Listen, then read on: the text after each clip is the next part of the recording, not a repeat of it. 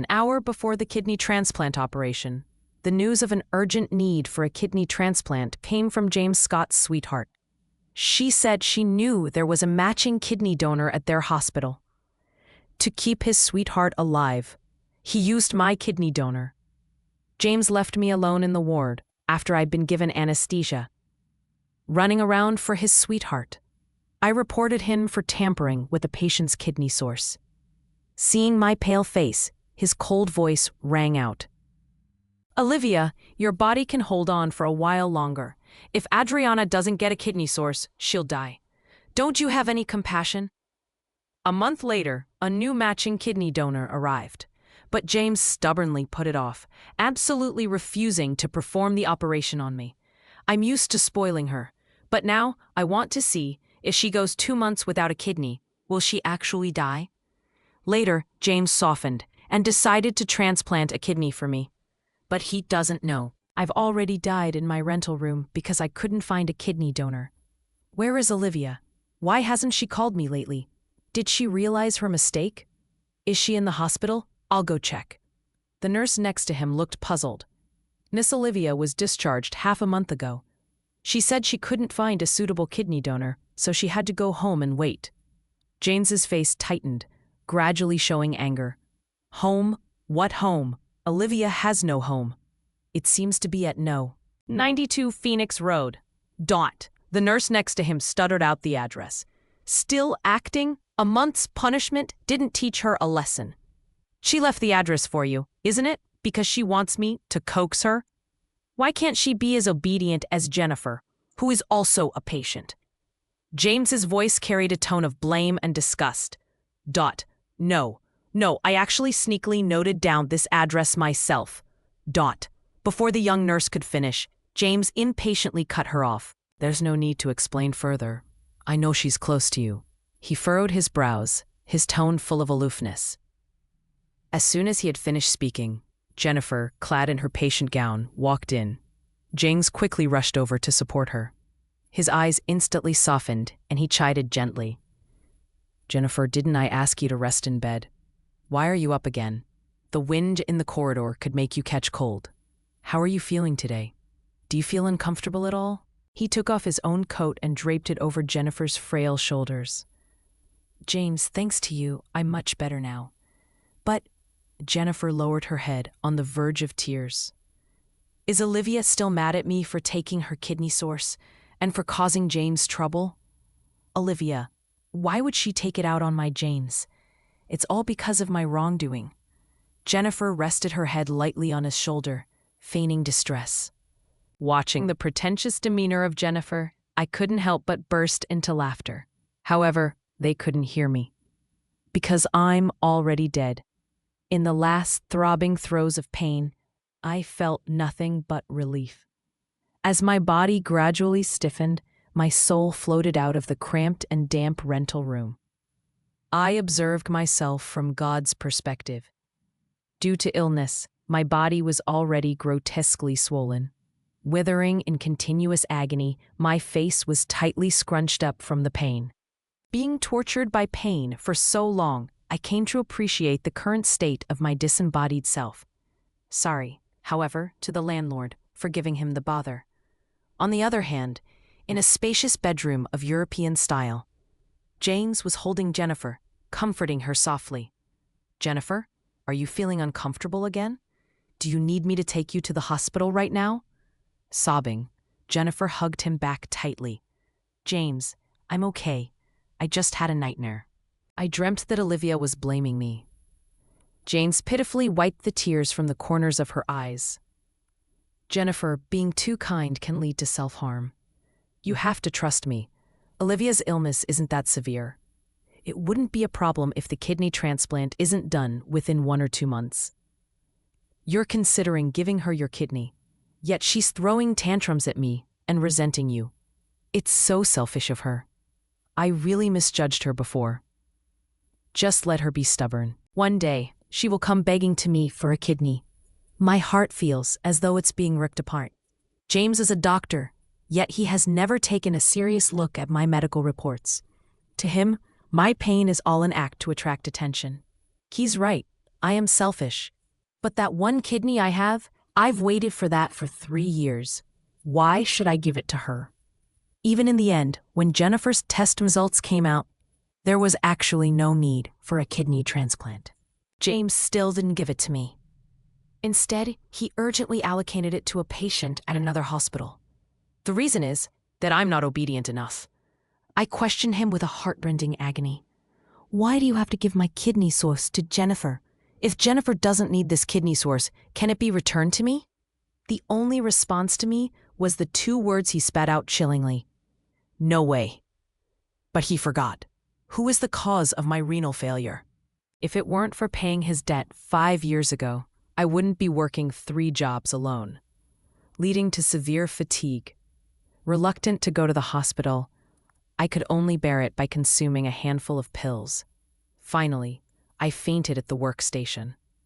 If I had gone to the hospital sooner then, my body wouldn't have been worn so badly. The kidney source was eventually given to another hospital by him.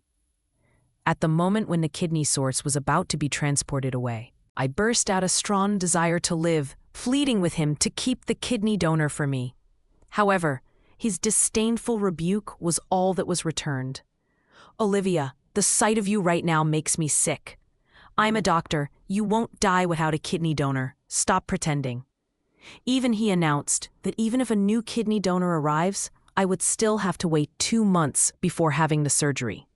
I kneel on the ground, humbly beg him. Swore that after the kidney transplantation, I would never disturb his and Jennifer's life. I will go far away, completely disappearing from his sight. But he just shook his head. His tone is still of disgust. You still want to attract my attention, even using leaving as a threat. Olivia, I understand what kind of person you are. Get away. Don't make me sick anymore. Once I've said something, I won't change. If you come bothering me again, you may have to wait for another 6 months for the surgery. I fell silent. But still, he had me locked in the ward. The nurses were informed that I was emotionally volatile and prone to violence. I wasn't allowed to leave the hospital room.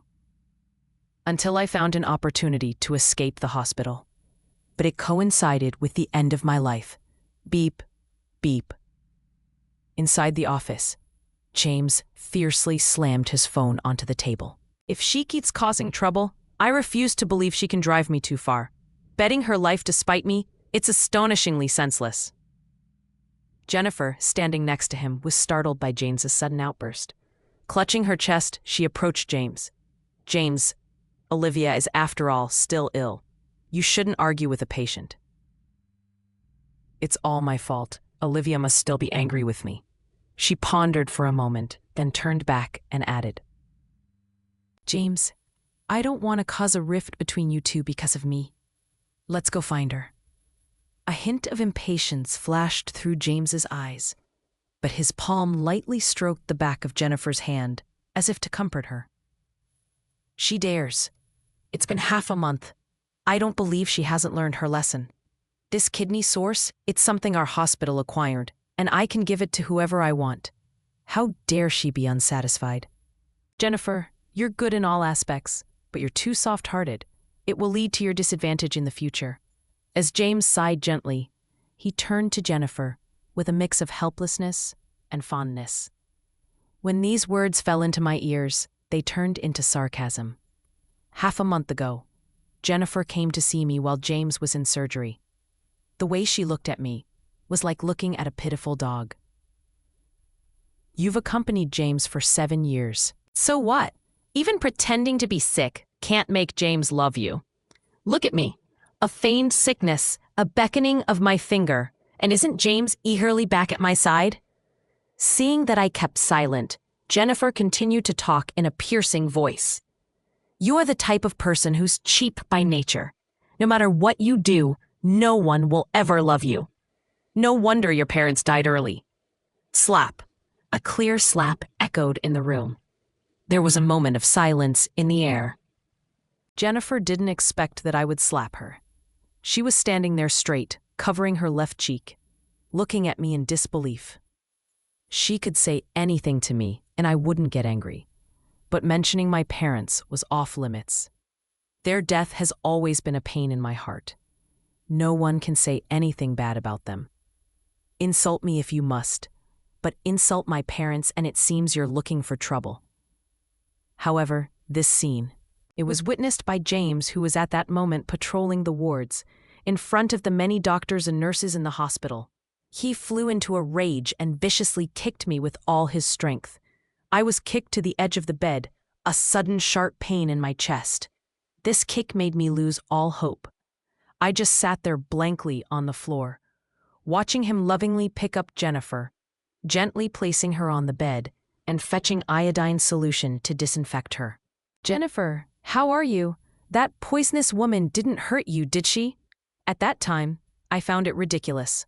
As a patient, how much strength could a slap possess?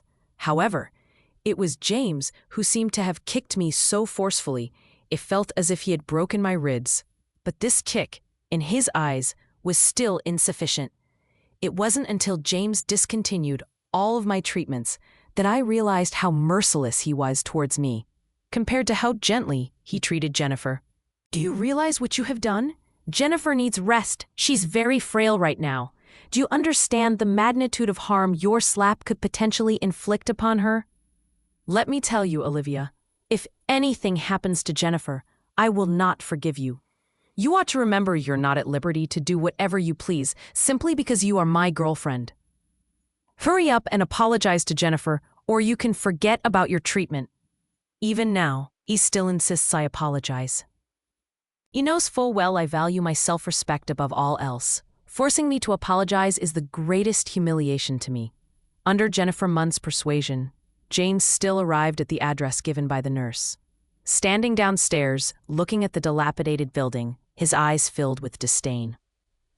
Just before going upstairs, he pulled Jennifer's hand worriedly, reminding her, "Jennifer, don't put yourself down once we go up. Stay behind me. I will protect you." At this moment, Jennifer appears particularly frail. "James, I'm glad you're here." However, what James failed to notice was a crafty gleam slipping through Jennifer's eyes after she said that. I know, she's not that kind-hearted. All she did was find out that I was living in a daily rental house. She wanted James to see my miserable state, to make him completely loathsome of me. Seeing their actions, I just found it amusing. If possible, I truly don't want to see them together anymore. Yet, it seemed as if my soul is imprisoned, compelled to witness every move made by these two. This is the man that I deeply loved for 7 years. The man who resolutely chose to study clinical medicine when I fell sick. But he put on such a convincing act. I had no idea that Jennifer, just a childhood friend in his words, could stir such anxiety within him. I just realized that he didn't study medicine for my sake, but for Jennifer, who inherited a genetic kidney disease from his family. What is true and what is false? I still remember the night we found a kidney donor. He was as jubilant as a child. He rushed into my hospital room, kissing me passionately twice. Then he held me and spun me around. That moment, he sincerely wanted me to survive. He was genuinely happy for me. The day before the surgery, he had set up a romantic marriage proposal ceremony for me in the ward. "Adriana, after the surgery, let's get married, okay?"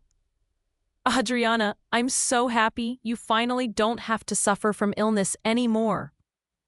I thought after these painful years grappling with illness, I would finally be able to welcome happiness.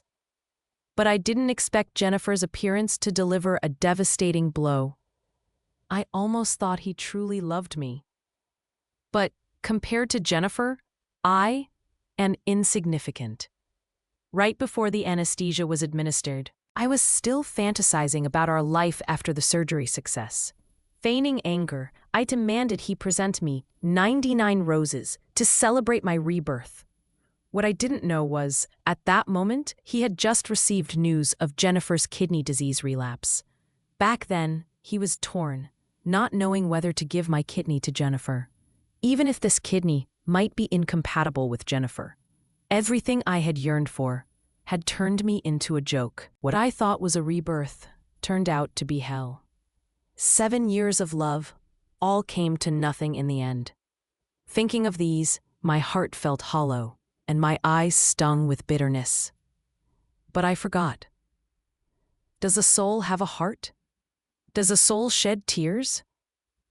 On the small bed in the simple rental room, my body had already become rigid. My heart could no longer beat, and my eyes could no longer shed tears. James was standing in the dim corridor. After knocking on the door for 5 minutes, his face showed impatience. Why hasn't she opened the door yet? Is she still mad at me? Olivia, it's me, James. I warn you, stop being childish and open the door.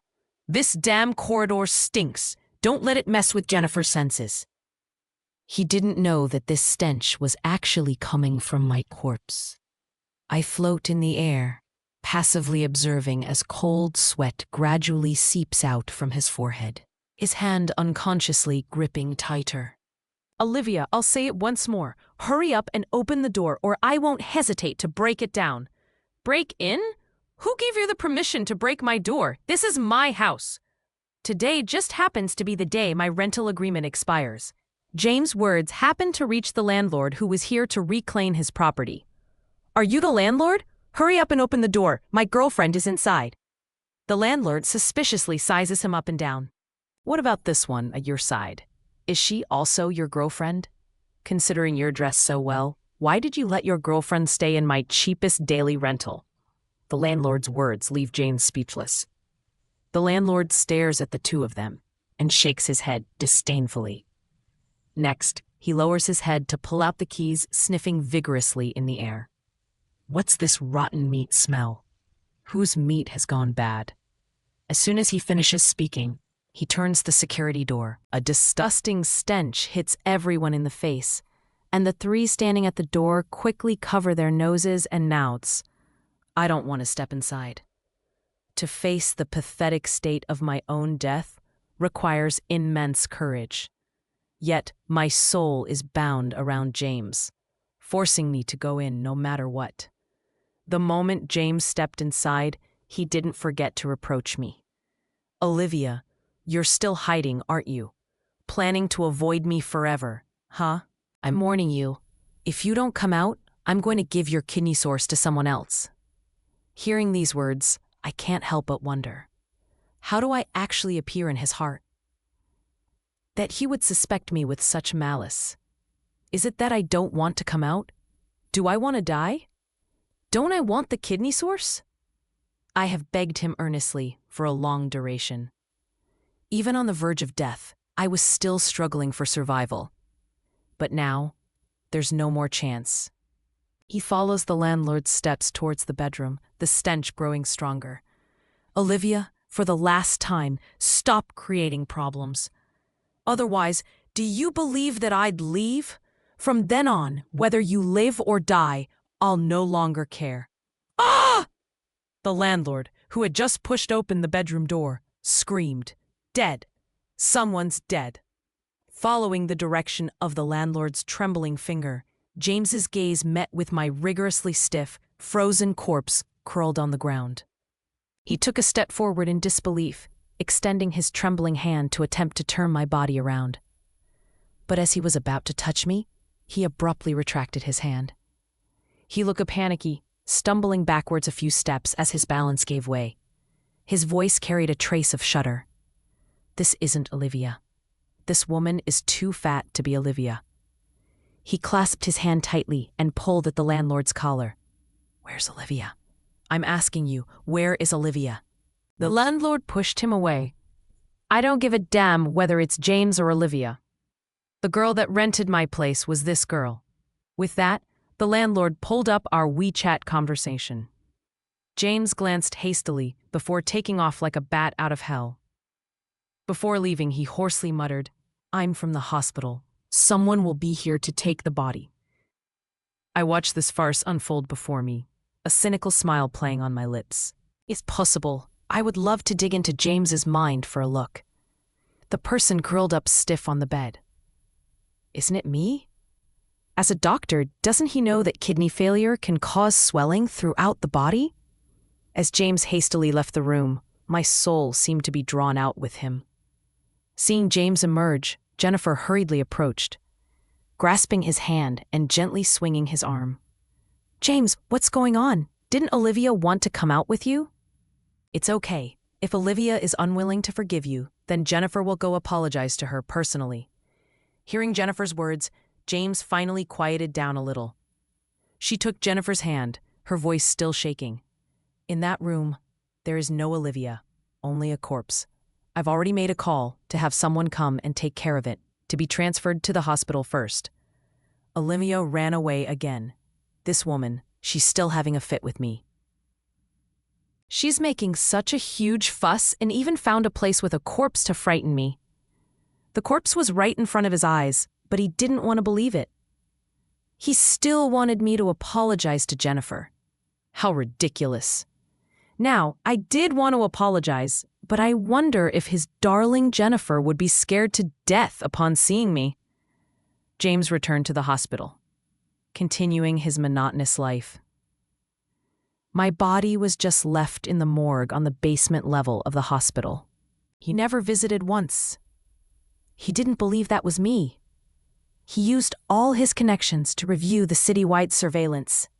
In the end, I found out that I indeed had entered the building, rented by the day. And I had never left. He watched the clear surveillance footage over and over again. Clear as day, I had never left the building, and if it wasn't me in the bedroom, then who else could it be? But Jane still wouldn't believe it. He crazily ran towards that building as if he was mad, frantically knocking on the doors of every apartment. Shouting my name, he searched recklessly in other people's houses, hoping to find me hiding in one of the other rooms, but he found nothing. He sat in the surveillance room. Furiously, he threw his phone at the surveillance screen. Olivia must be hiding. There's only one camera in front of this building. Who knows if she escaped into a blind spot of the surveillance? Search for her. Turn this building upside down if necessary. I must find her. I want her to know what the cost is for playing with me. His sudden fury frightened Jennifer, who was standing beside him. Jennifer cried out in shock, rushed forward and embraced James. "James, this time Olivia has really gone too far. Not mentioning her hiding, she even made you so angry." Hearing this, James gradually calmed down. He gently apologized to Jennifer. "Jennifer, I'm sorry, I scared you just now. I was just too angry. Olivia, this time really went too far. The kidney source that just arrived, I won't reserve it for her anymore." He picked up his phone and dialed his secretary. "See if there are still any patients needing a kidney source. Send the kidney source that was just received in the hospital to them today." The secretary responded respectfully. "Mike, the central hospital in the neighboring city just contacted me. They need it." "All right, then give it to them." Watching James make a phone call that can decide life and death, I couldn't help but give a bitter smile. At the beginning, in order to make him vice dean, I didn't hesitate to use my family connections. Looking back, it now appears that I have indeed spun my own cocoon, forcing myself to a dead end. In Jennifer's eyes, a flash of satisfaction passed, yet he still pretends to be worried, asking, "Jack, this isn't very good, is it? If Olivia comes back, it'll be hard to explain to her." Jack coldly huffed. What kind of person does she, Olivia, think she is? Hiding when told to hide? She isn't deserving of this kidney source." Hearing these words, Jennifer finally couldn't hold back a smirk. She got what she wanted. Now, I have no way out. But if she paid more attention, she could have found out that I am already dead. There's really no need for her to waste so much effort on a dead man. In fact, about Jennifer Munn, James had mentioned her a few times before. He only said that Jennifer was his childhood friend.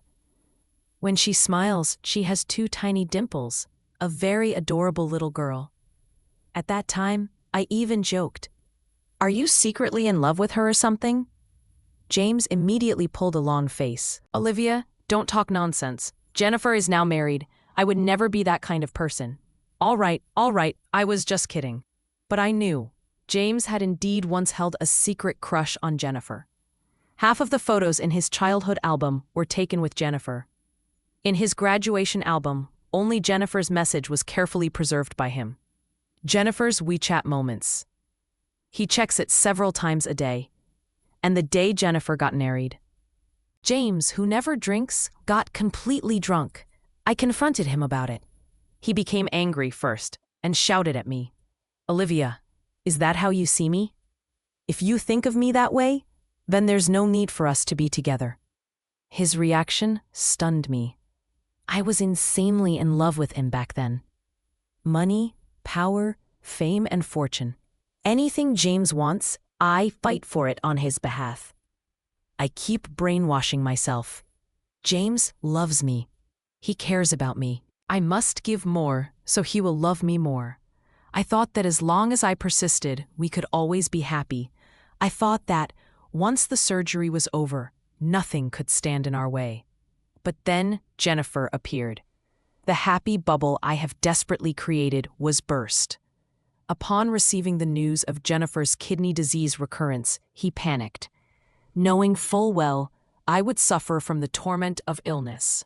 Still, he insisted on offering the kidney I have waited so long to receive to Jennifer. I used to resist pondering deeply, but now I finally understand. Those days when I chose to bury my head in the sand. Ever since I fell ill, James's affection for me, in truth, has dwindled. He seemed like a different person, mocking me with indifference, even leaving me alone in the hospital ward for 2 or 3 days after an argument. Until I found a matching kidney. After the compensation from my parents was deposited. Only then did James begin to coax me, propose to me, and even vowed to marry me after the surgery. Now I understand. For James, his love for me is a balance of pros and cons, with interests being paramount. I'm always the one to be abandoned. After searching for me in vain, for several consecutive days, James didn't think of me. He was living a happy life after marriage. Delicious meals and a soft and amiable Jennifer. Why would he want to remember me, the burden? Until the construction company came knocking. Hello, Mr. James. Are you Miss Olivia's other half? The fact is, Miss Olivia has contracted our company to renovate her new house. Now that all the renovations are completed, we can't get in touch with Miss Olivia. We could only come to you. James opened his mouth warily. You're not here to ask me to settle the renovation fees, are you? Let me tell you, I have no money. If it's about money, you should contact Olivia yourself. Before James could finish his sentence, the person interrupted him. No, sir. Miss Olivia has already paid for the renovation. She instructed us that if we could not reach her after completion, we should come to this address and hand over the key to you. There's also a letter she wrote. James received the letter and opened it somewhat disdainfully. What is this trick, Olivia? I am not looking for you. Are you starting to stir up things with me again? But when he saw the contents of the letter, that's when he really started to panic. Because there was no text in the letter, only my bank card and property deed. I once told him, if I really died, the compensation and the property deed would be my last gift to him. This was arranged the day before I went into the operating room. I was afraid I wouldn't come out, and I was more afraid that he wouldn't fare well after I left. James's hands shook and he fell to the ground, legs giving way beneath him, muttering under his breath, No, it can't be. Olivia cannot be dead. She loves her life too much for this to be possible. Hearing the sound, Jennifer came out of the bedroom. Tenderly, she wrapped her arms around James's body from behind. James, don't be like this. Jennifer is scared. James, unexpectedly, did not comfort her. Instead, he stood up with an excuse of something urgent and left the house. Driving straight to the hospital, he arrived at the -2nd floor. I was forced to follow James, wondering, is he finally ready to face the reality? We were together for 7 years. I had never seen James so out of control. He stumbled and fell numerous times before he managed to climb the flight of stairs.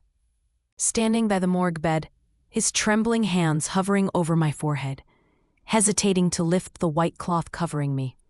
"Olivia, if I find out that the person lying down isn't you, I won't let you go."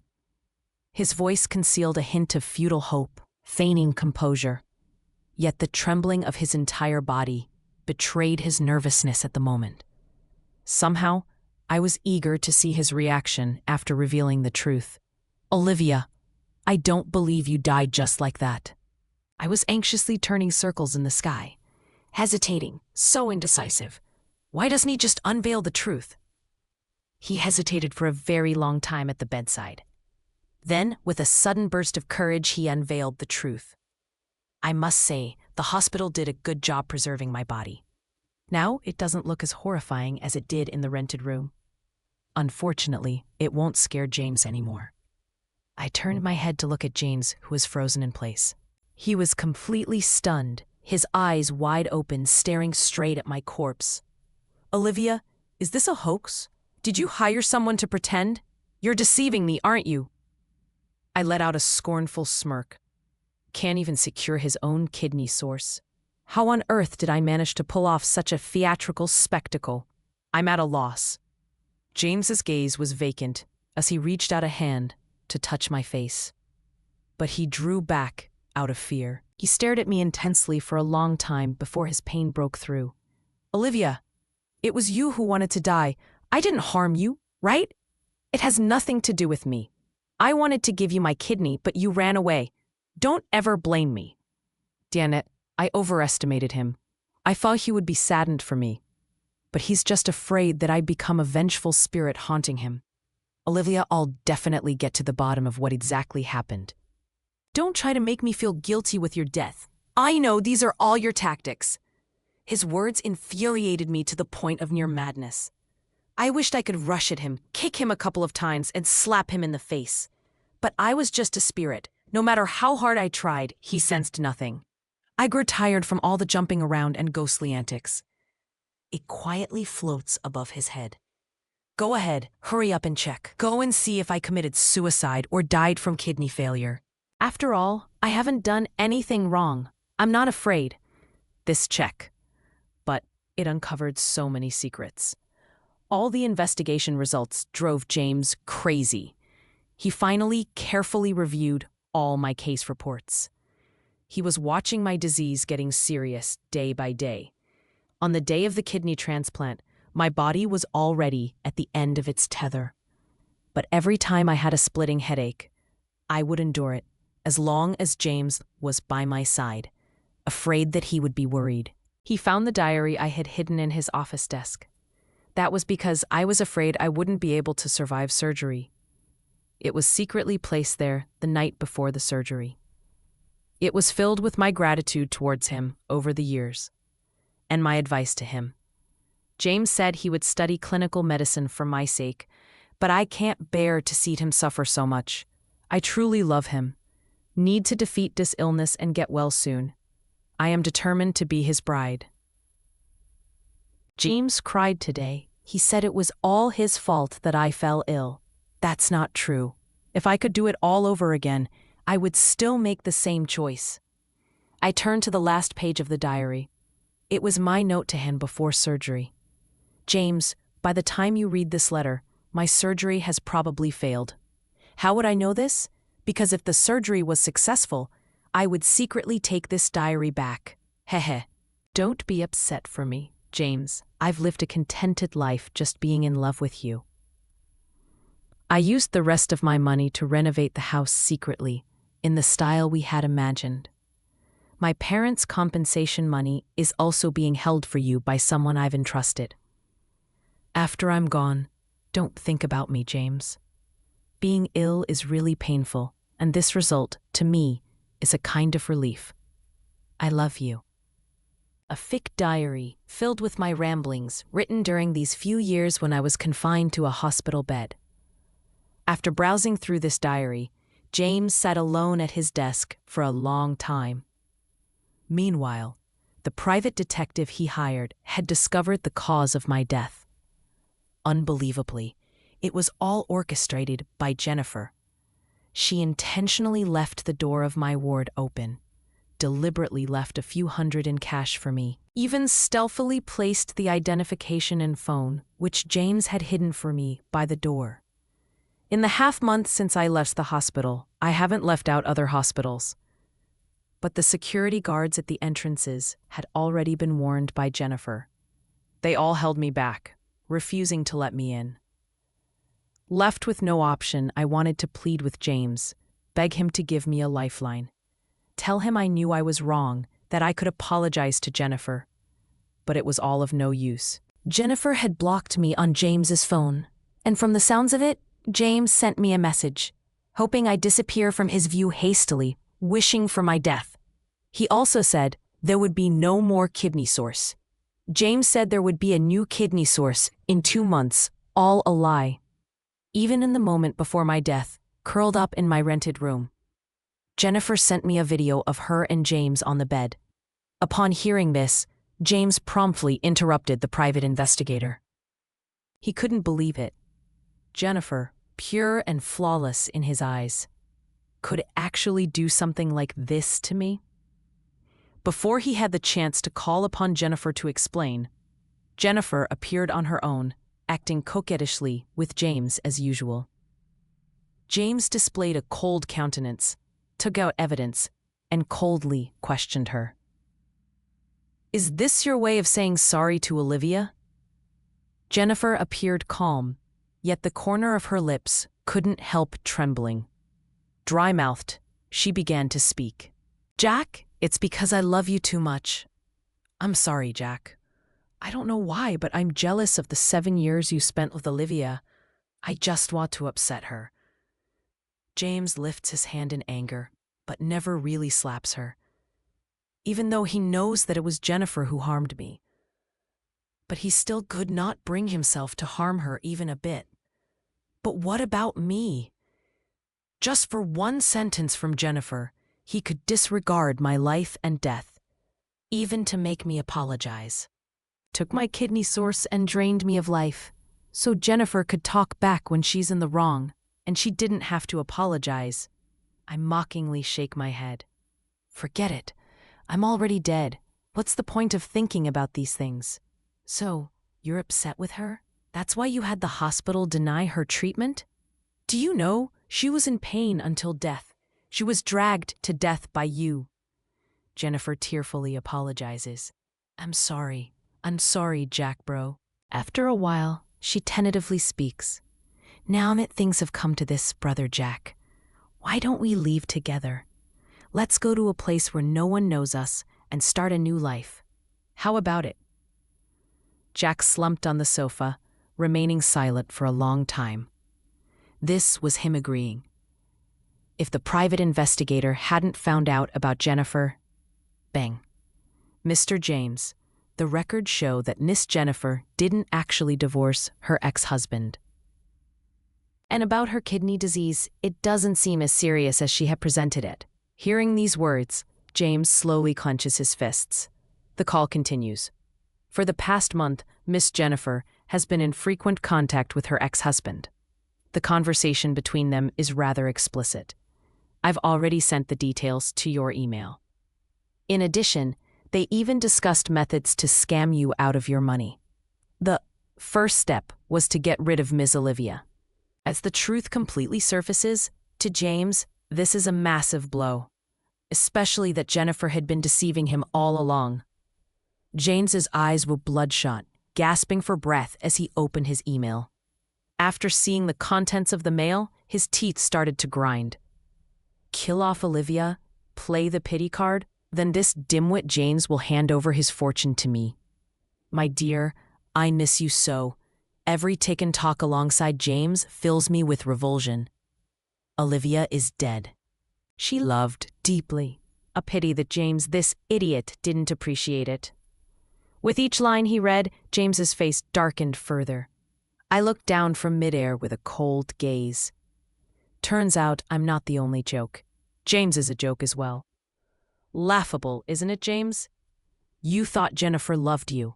In reality, he sees you as nothing more than a serviceable lapdog. Unable to suppress his anger, he drove home, forcefully grabbed Jennifer by the collar as soon as he walked through the door. His eyes were practically spitting fire. Jennifer, is this how you deceived me? You said you were divorced. You said your ex-husband was abusive, right? You had claimed that without a kidney transplant, you'd die. So what is this? Are you toying with me? Jennifer struggled to keep up her facade of sorrow, addressing him with a strained, visible awkwardness. James, let me explain. I was forced into doing this because of his threats. James rarely disbelieved Jennifer's words, but he pulled out the printed receipts for the hotel bookings and tossed them in Jennifer's face. What about these? Don't tell me you were forced to book these rooms. Confronted with this evidence, Jennifer could no longer come up with any excuses. She could only turn the tables, her voice raised in accusation against James. You've been investigating me. You don't trust me at all. You actually investigated me. Worthless, unrepentant slut. James was enraged by these words. His hand was lifted high, and it finally landed on Jennifer's face. He pursed his lips. His eyes were bloodshot, and his expression was terrifyingly cruel. He pinned Jennifer beneath him, and his fist hammered down on her face, her head, her back. Initially, Jennifer's shrill screams could be heard. James, how dare you hit me? Stop! Help! Help me! Someone's trying to kill me! James, I was wrong. Please, stop hitting me. I have money. I have money. I'll give you as much as you want. The blood splattered everywhere made James look like a devil that had crawled out from hell. After he had calmed down and gathered his senses, Jennifer was already sprawled on the ground like a pile of mud, devoid of any signs of life. Looking at the bloodshed all over the ground, he squatted down, held his head, and began to scream. Continuous blows had broken through his psychological defense. Olivia, I was wrong. I know I was wrong. So it turns out, Jennifer, this bitch was just using me. Haha, I'm such an idiot. I actually believed her lies. I was deceived by her. Olivia, in this world, only you truly loved me. I'm sorry. I lost you. I was floating in mid-air, watching this terrible farce with cold eyes. It was just a dog-eats-dog drama. Regret, miss me, whatnot.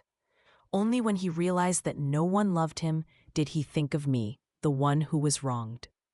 What surprised me was that James could be so heartless. He actually beat Jennifer to death alive. It seems that all his proclaimed love only served his own interests. Once his boundary of interest was touched, even love is gone, and my soft heart is gone. After killing Jennifer, James went mad. He was in the huge room, holding my picture, crying and laughing. Sometimes with a dazed expression, he would squat next to Jennifer's body and swear loudly. And it seems that James can sense my presence. He would often raise his head, mumbling towards the spot in the empty air where I was. Olivia, is it really you? Do you just cannot let me go? I can feel you, Olivia. You're still here. I knew you couldn't leave me. Listening to James's shameless words, it made me swear out loud, but sadly he could not hear. Shameless creature, if I could, I would never want to be confined to your side. He walked towards me, longing to embrace me, yet he grasped at emptiness. The desperation and madness in James deepened, even to the point of self-harm. He had always been an individual prone to extremity and devoid of love. It was the case when I first met him. Over these 7 years, I stayed by his side, providing him with all the security he needed. There was no one who understood him better, and no one who loved him more than I did. Regrettably, I was not just a tool at his beck and call. It was his indifference that had taken my life away. 10 days later, the smell of Jennifer's corpse could no longer be concealed. The police came knocking at the door, only to find James, the famous deputy director of the hospital, squatting in the corner of the wall in a daze. This matter was considered as a major criminal case. The police immediately launched an investigation. In the process, they also implicated the corpse case that happened a month ago, which was mine. James was arrested according to law. This incident caused a great uproar on the internet. Even the husband of Jennifer was dug out by irate netizens. The moment James was dragged onto the police car, I felt an unprecedented sense of relief in my soul. I can finally get away from him. James seemed to sense this too. Olivia, don't leave me. He struggled nonstop, resisting with all his might, yelling at the top of his lungs, until he was on the court stand. The judge stated his charges one by one. With every charge mentioned, James's body slouched a little more. He cried out in pain, repenting to me with all his power. I guess he must deeply regret it now, for me, as well as for himself. For his self-interest, his future, his life, and the fact that he'll never again be loved by anyone. In the end, James, committing the heinous crime of intentional homicide as well as medical malpractice, received combined punishment for multiple offenses, resulting in a sentence to immediate execution. Equally convicted is Jennifer's husband for inciting Jennifer to murder. He is sentenced to 15 years in prison, fixed term. Justice is like a net, missing nothing, however fine. Upon their imprisonment, I started to feel lighter, and my body gradually faded into etherealness. These days of wandering were just due to my obsessions. Now that the villains are being punished, it's about time for me to dissipate. On the last moments of my dissolution, I returned to the foot of my parents' grave. As far back as when my parents were buried, I had bought a plot of land for myself right between their graves. A family should always be united. My soul has already rested in the prepared graveyard. I feel oddly warm. Dad, Mom, I miss you two so much. In the next life, I don't want to be human anymore. Being a human is too tiresome. Dad, Mom, I've turned into a soul, but why can't I see you two yet? I lay in the graveyard, not knowing how much time has passed. Suddenly, a blinding light appears before my eyes. Olivia! Ouch, my precious daughter! I abruptly sit up. It's the voice of my parents. As the light gradually fades, I see my parents looking at me with genial expressions. I swiftly float towards them. Olivia, you've suffered. In sheer joy, I embrace my parents, burying my head between them. My heart, that has been wounded for so long, finally feels enriched and lively at this moment. I am so happy. The end.